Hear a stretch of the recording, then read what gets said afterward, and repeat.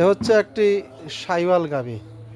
তো এটি বাচ্চা দেওয়ার পর তার প্রস্রাবের রাস্তা একটু ফুলে গেছে, সম্ভবত সেখানে ইনফেকশন হতে পারে।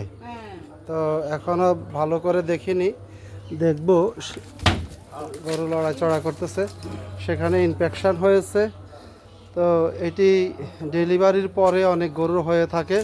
তো এটি প্রতিরোধের জন্য ডেলিভারির পরে সেখানে সব সময় আপনার ভায়োডিন অথবা স্যাভলন অথবা পটাশের পানি, এইসব ডেটল এগুলো দিয়ে যদি ওয়াশ করা হয়, হ্যাঁ, তাহলে একটু ন্যাপথলিন যদি লাগানো হয় তাহলে সেই ক্ষেত্রে প্রস্রাবের রাস্তায় ইনফেকশন হয় না।